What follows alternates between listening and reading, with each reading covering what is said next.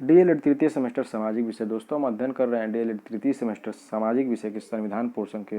दोस्तों संविधान पोर्शन के तहत आने वाले हमने कार्यपालिका विधायिका के बारे में जो है कि विस्तार रूप से चर्चा कर लिया है।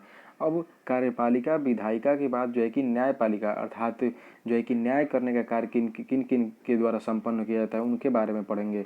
तो न्यायपालिका के अंतर्गत जो सबसे प्रथम नंबर पे जो आते हैं वो हैं सर्वोच्च न्यायालय। अर्थात सर्वोच्च न्यायालय देश का सबसे बड़ा न्यायालय होता है। तो आइए इस वीडियो के माध्यम से हम सर्वोच्च न्यायालय के बारे में चर्चा करते हैं। न्यायपालिका अर्थात न्यायपालिका से हम समझ रहे हैं कि न्याय संबंधी जितने भी कार्य संपन्न किए जाते हैं वो न्यायपालिका से होते हैं।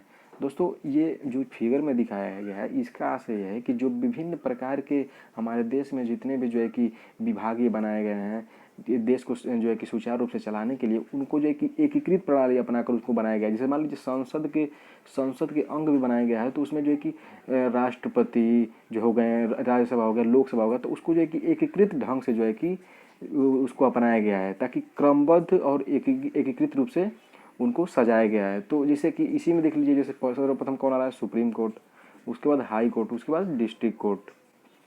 ये क्रम जो है कि एकीकृत प्रणाली है।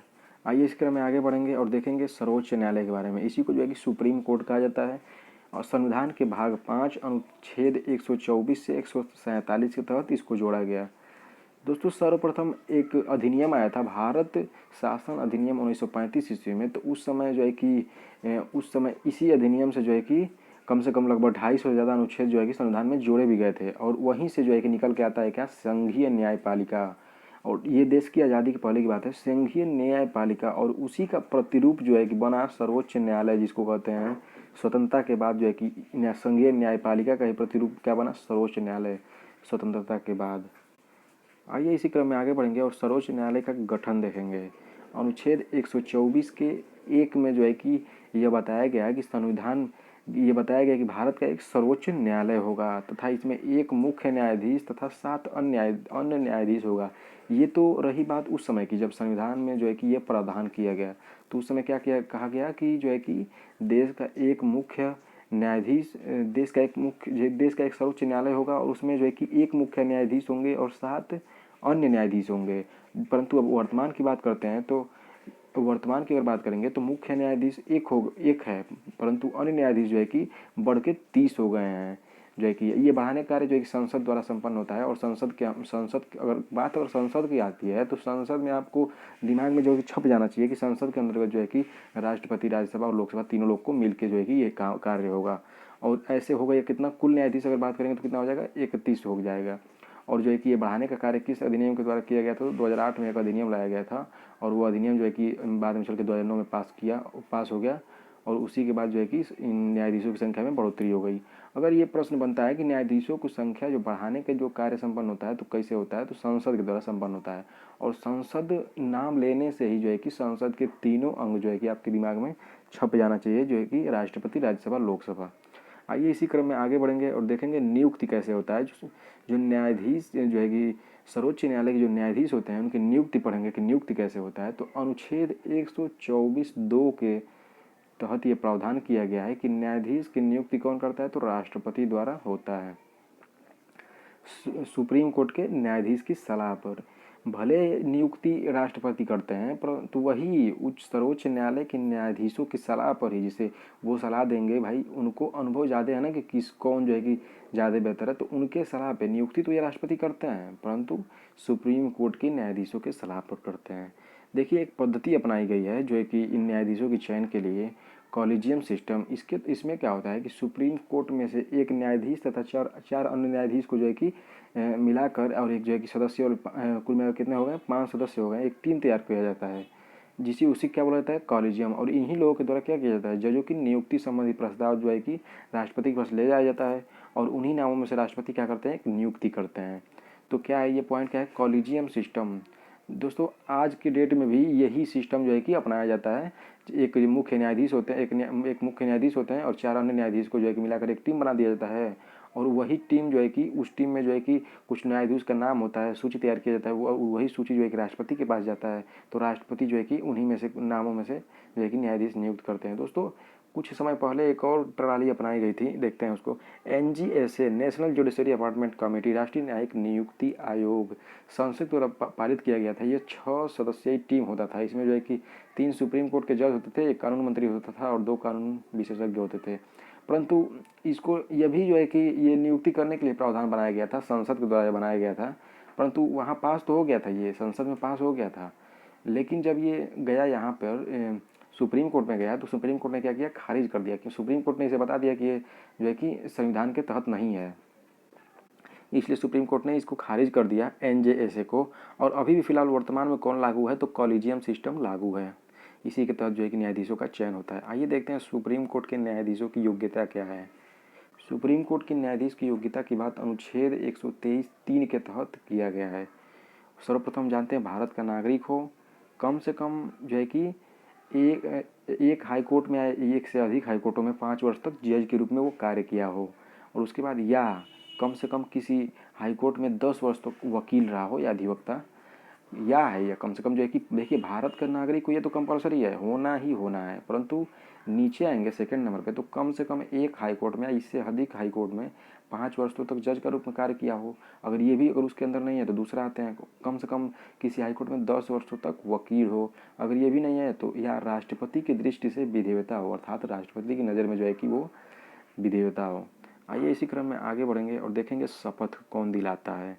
तो अनुच्छेद 124(6), दोस्तों सुप्रीम कोर्ट के न्यायाधीश को शपथ कौन दिलाता है, तो राष्ट्रपति दिलाते हैं।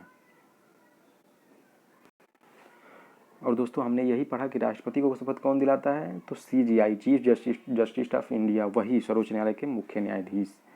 आइए इसी क्रम में आगे बढ़ेंगे और देखेंगे कार्यकाल। तो सुप्रीम कोर्ट के न्यायाधीश का जो कार्यकाल होता है वो 65 वर्ष होता है। और त्यागपत्र किसको देंगे, तो राष्ट्रपति को देंगे। ये जो है कि राष्ट्रपति जो है कि उपराष्ट्रपति को देते हैं, परंतु ये जो है कि किसको देंगे, तो राष्ट्रपति को देंगे। हटाने की विधि या प्रक्रिया देखेंगे कि इनको कैसे हटाया जा सकता है। अगर ये संविधान का उल्लंघन करते हैं तो इनको किस प्रकार से हटाया जा सकता है। एक होता है साबित कदाचार। साबित कदाचार में क्या होता है कि इसमें क्या होता है कि यदि मान लीजिए कोई भ्रष्टाचार के आरोप में जो है कि वो सर्वोच्च न्यायालय के न्यायाधीश जो है कि मान लीजिए कि मुख्य न्यायाधीश जो है कि फंस गए हैं, तो उसमें क्या होगा कि अगर वो भ्रष्टाचार जो है कि साबित हो जाता है तो उसी को बोला जाता है साबित कदाचार। और साबित कदाचार के मामले में उनको जो है कि हटा दिया जाता है। और दूसरा होता है असमर्थता, अर्थात इसमें क्या होगा कि मान लीजिए उनको जो है कि पद दे दिया गया है, परंतु वो जो है कि अपने पद को संभालने में जो है कि समर्थ नहीं है, असमर्थ हैं। अपने पद पे जो विभिन्न प्रकार के जो उनके कार्य जो सौंपा गया है उन कार्य को वो नहीं कर पा रहे हैं, उनको कार्य करने में असमर्थ हैं, तो वो जो है कि ये कारण बताया जाता है असमर्थता, और असमर्थता कारण दिखा के उनको जो है कि पद से हटा दिया जाता है। अगर ये सब होने के बाद भी अगर वो मान लीजिए नहीं हटते हैं और संविधान का किसी प्रकार के उल्लंघन करते हैं, नियमों का जो है कि उल्लंघन करते हैं, तो जो है कि उनके प्रति जो है कि संसद में जो है कि बिल पास किया जाता है। तो लोकसभा या राज्यसभा दोनों में से किसी एक में भेजा जाएगा। उसमें क्या होगा कि लोकसभा में अगर भेजा जाएगा तो 100 सदस्यों का जो है कि सहमति होना चाहिए। 100 सदस्य जो है कि उनके विरोध में जो है कि हस्ताक्षर करेंगे, और नहीं तो अगर राज्यसभा में जा रहा है तो 50 सदस्यों का हस्ताक्षर होना जो है कि अनिवार्य है। अगर ये कार्य जो है कि संपन्न होता है, उसके बाद आते हैं नेक्स्ट जो है कि स्टेप क्या है कि उसके बाद एक कमेटी बनाई जाएगी। एक जो है कि संसद द्वारा एक कमेटी बनाई जाएगी। उस कमेटी को जो है कि उस बिल जो रहेगा, जिस बिल के तहत उनको हटाने की प्रक्रिया चल रही है, उस बिल को जांच करने के लिए उस कमेटी को भेजा जाएगा कि आप जाइए उस कमेटी का जो है उस बिल उनके पे जो आरोप लगाया गया है उसका जाँच कीजिए। और उसके बाद वो जाँच किया जाता है। उसके बाद जब जाँच में क्लियर हो जाएगा तो उसके बाद क्या किया, संसद में जो है कि 2/3 सदस्यों से उस बिल को जो है कि पारित कर दिया जाता है। और उसके बाद जो है कि राष्ट्रपति के पास जाता है बिल वो, और राष्ट्रपति अपना हस्ताक्षर करेंगे। उसके बाद जो है कि न्यायाधीश को त्यागपत्र देना पड़ जाएगा। आइए इसी क्रम में आगे बढ़ते हैं। नोट में देखते हैं कि बी रामास्वामी जो थे, इनके जो है कि सुप्रीम कोर्ट में प्रस्ताव आया परंतु पारित नहीं हो सका। अर्थात इसमें क्या हुआ कि जो है कि इनके प्रति जो है कि एक प्रस्ताव आया था इनको हटाने के लिए, लेकिन जो है कि वो पारित ही नहीं हो सका। आइए इसी क्रम में आगे देखेंगे। इनका वेतन देखेंगे तो सीजीआई जो है कि चीफ जस्टिस ऑफ इंडिया, इनका जो है कि वेतन संचित निधि द्वारा तय किया जाता है। कोई कंफर्म वेतन इनका नहीं है, ये जो है कि भारत के संचित निधि द्वारा इन लोगों का वेतन तय किया जाता है। आइए इसी क्रम में दोस्तों, ऐसे अगर आप ये चाहेंगे तो सर्च कर सकते हैं कि CGI chief justice of India जो है कि इनका वेतन कितना है, और अन्य न्यायाधीश जो हैं कि जैसे अन्य न्यायाधीश जो भी में हैं उनका वेतन कितना है, क्योंकि ये हमेशा जो है कि भत्ते वगैरह लगते रहते हैं, तो ये हमेशा बदलता रहता है, कोई इसका एग्जैक्ट हमेशा नहीं रहता है कि इतना ही वेतन है। आइए इसी क्रम में आगे बढ़ेंगे। अनुच्छेद 127 के तहत देखेंगे तदर्थ न्यायाधीश क्या होते हैं। तो दोस्तों तदर्थ न्यायाधीश का मतलब ये होता है कि अगर सुप्रीम कोर्ट में गणपूर्ति के लिए, अर्थात कोरम जो हमने पढ़ा है कि यदि बैठक होना है मान लीजिए, तो उसमें जो है कि कोई जो है कि कम हो रहे हैं सुप्रीम कोर्ट के न्यायाधीश की, अगर मान लीजिए कि उपस्थिति कम हो रही है, तो गणपूर्ति पूरा करने के लिए क्या होता है कि हाई कोर्ट से कुछ जज को सुप्रीम कोर्ट में उनकी जगह पर बुला के बैठाया जाता है और उनका जो है कि पदभार दिया जाता है, और ये भी है कि उनके द्वारा जो किए गए कार्य होंगे वो भी माने जाएंगे। तो यही होता है तदर्थ न्यायाधीश। वो लोग जो आते हैं वो तदर्थ न्यायाधीश के रूप में कार्य करते हैं। उनको एड हॉक जज बोला जाता है। जो तदर्थ न्यायाधीश हैं, जो हाई कोर्ट से बुलाए जाते हैं सुप्रीम कोर्ट में, सुप्रीम कोर्ट के न्यायाधीश की अनुपस्थिति की जगह पर कार्य करने के लिए, उन्हीं जो हाई कोर्ट के न्यायाधीश होते हैं उन्हीं को जो है कि तदर्थ न्यायाधीश कहा जाता है। आगे इसी क्रम में देखेंगे सेवनावृत्त। सेवनावृत्त का जो है कि अनुच्छेद 128 में जो है कि इसका जो है कि प्रावधान किया गया। इसमें क्या है कि एससी में अगर मान लीजिए सुप्रीम कोर्ट का कोई जो है कि न्यायाधीश है, अगर वो जो है कि रिटायर्ड हो गया, सेवानिवृत्त हो गया, तो बाद में उसको जो है कि बुलाकर कार्य संपन्न किया जा सकता है। क्योंकि भाई सुप्रीम कोर्ट मान लीजिए कि इनका जो है कि 65 वर्ष तक है, और 65 वर्ष तक बाद ये तो है नहीं कि 65 वर्ष पूरा होने के बाद ये कार्य न करने के योग्य हो जाएंगे, बिल्कुल हो जाएंगे, और काफ़ी कुछ अनुभव होता है। तो इन लोगों का जो कार्य संपन्न होगा ये बहुत ही बेहतरीन होगा, और मान लीजिए हर मामले में जो है कि निर्णायक साबित होगा। तो इसीलिए जो है कि ये बुलाने का संविधान में प्रावधान किया गया है कि उनका भले वो सेवानिवृत्त हो जाए, लेकिन उसके बाद भी इस अनुच्छेद के तहत उनको बुला लिया जाएगा, और उनको जो है कि वेतन जो है कि उनका जो है कि एक न्यायाधीश के रूप में ही, एक मुख्य न्यायाधीश के रूप में ही जो है कि पूर्ण वेतन दिया जाएगा। इसी क्रम में आगे देखेंगे सर्वोच्च न्यायालय की शक्तियाँ क्या क्या हैं, सर्वोच्च न्यायालय को मुख्य शक्तियाँ क्या क्या प्रदान की गई हैं। तो हम हेडिंग के माध्यम से पढ़ेंगे कि पहला मूल अधिकारिता संबंधित, ये जो है कि अनुच्छेद 131 में प्रदान किया गया है कि मूल अधिकारिता से संबंधित क्या क्या इनको जो है कि शक्तियाँ प्रदान है। तो इसमें क्या है कि यदि राज्य, और यदि मान लीजिए भारत के कुछ राज्य हैं और भारत के बीच में जो है कुछ राज्य हैं जो भारत से विवाद कर रहे हैं, तो इसका सुनवाई कहाँ हो, सुप्रीम कोर्ट में होगा। मान लीजिए एक तरफ कुछ राज्य हैं और भारत के बीच विवाद हो रहा है, तो वो भी कहाँ सुनवाई होगा, सुप्रीम कोर्ट में होगा। यदि कुछ राज्य एक तरफ हैं और भारत के साथ कुछ राज्य एक तरफ हैं और इनके बीच में विवाद उत्पन्न हो रहा है, तो ये भी सुनवाई कहाँ पे होगा, सुप्रीम कोर्ट में होगा। यहाँ SC का मतलब सुप्रीम कोर्ट है, और HC अगर आएगा तो वो हाई कोर्ट है, और कुछ नहीं। इसी क्रम में और आगे देखेंगे राज्य और राज्यों के बीच अगर विवाद हो रहा है तो भी कहाँ सुनवाई होगा, SC के बीच में। हालांकि एक और चीज़ यहाँ पे अलग से देखेंगे कि नदी जल जो विवाद होता है राज्य और राज्यों के बीच, ये सुप्रीम कोर्ट में ही होता है। ये क्लियर है कि सुप्रीम कोर्ट में होता है ये अनुच्छेद। हालांकि इसको यहाँ पे इसलिए बता दिया गया है क्योंकि ये अनुच्छेद 262 में इसको अलग से प्रावधान किया गया है, ये यहाँ पे नहीं है। अनुच्छेद 262 के तहत जो है कि ये अलग से प्रावधान है। आइए इसी क्रम में रीट अधिकारिता अनुच्छेद 32 में है। जो इसमें क्या होता है कि यदि जो है कि किसी प्रकार के जो है कि मूल अधिकारों का आपके हनन हो रहा है, तो जो सर्वोच्च न्यायालय होता है वो 5 प्रकार का रीट जारी करता है, और जो है कि इसी प्रकार की इसी के माध्यम से जो है सर्वोच्च न्यायालय जो है कि जनता के मूल अधिकारों की रक्षा करता है। तो इसको जो है कि जनता के मूल अधिकारी को रक्षक भी माना जाता है, और संविधान का रक्षक भी माना जाता है, और मूल अधिकारों का रक्षक भी माना जाता है। भाई संविधान का रक्षक अर्थात कि संविधान के अंतर्गत जितने भी आते हैं बिंदु आ रहे हैं सभी के रक्षक माना जाएगा। हालांकि ये पॉइंट भी है कि संविधान का रक्षक किसे माना जाता है, तो सर्वोच्च न्यायालय के मुख्य न्यायाधीश से। आइए इसी क्रम में आगे देखेंगे अभिलेख न्यायालय। इसमें क्या होता है कि ये अनुच्छेद 129 के तहत इसका प्रावधान किया गया है। इसमें क्या होता है कि जब मान लीजिए कि कोई भी मामला हो, उस मामले में सुनवाई होता है, तो सुप्रीम कोर्ट द्वारा एक निर्णय लिया जाता है, और वो निर्णय हम जानते हैं कि भाई देश की सबसे बड़ी जो है कि न्यायालय ये है सुप्रीम कोर्ट।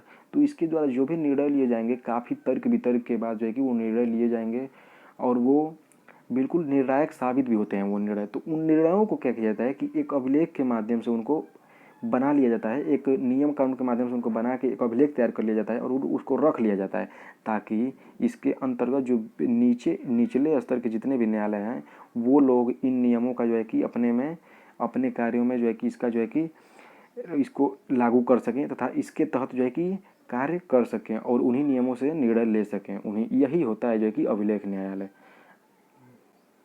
इसी क्रम में आगे देखेंगे अपीलीय न्यायालय। इसमें क्या है कि मुकदमों का अपील किया जाता है। जैसे मान लीजिए कि सर्वोच्च न्यायालय, इसमें जो है चाहे वो राज्य का भी हो सकता है या जो है कि केंद्र स्तर पर भी कोई भी जो है कि अगर मामला है तो उसमें जो है कि सुप्रीम कोर्ट में जो है कि अपील दे सकते हैं कुछ नियमों के तहत। इतना आसान भी नहीं है। और इसके बाद आते हैं, मान लीजिए कि भाई अगर राज्य स्तर का कोई मामला है तो हाई कोर्ट बनाया गया, तो हाई कोर्ट में अपील कीजिए, हाई कोर्ट में भी अपील का प्रावधान किया गया है। तो ये नहीं है कि अब कहीं भी जो कोई मामला है तो आप सुप्रीम कोर्ट डायरेक्ट पहुंच जाएंगे। आइए इसी क्रम में आगे देखेंगे सलाहकारी अधिकार, अनुच्छेद 143 में इसका सलाहकारी, इसमें क्या है कि सर्वोच्च न्यायालय जो है कि सलाह देने का कार्य करते हैं राष्ट्रपति को। सर्वोच्च न्यायालय क्या करते हैं कि सलाह देना, सर्वोच्च न्यायालय के जो न्यायाधीश, मुख्य न्यायाधीश हैं, ये लोग क्या करते हैं कि राष्ट्रपति को सलाह देने का कार्य करते हैं। परंतु ये कोई बात देना है कि नहीं जो वो सलाह दे रहे हैं उसी को राष्ट्रपति मानेंगे ही मानेंगे, ये कोई जरूरी नहीं है। परंतु राष्ट्रपति को सलाह मांगने पर देते हैं। उसके बाद होता क्या है कि एससी द्वारा 5 सदस्यीय टीम गठित किया जाता है और उन्हीं टीम के द्वारा इनको सलाह प्रदान किया जाता है। और एक और आएंगे कि न्यायिक पुनर्विलोकन, इसमें क्या, ये जो है कि अनुच्छेद 32, 137 और 13 के तहत है।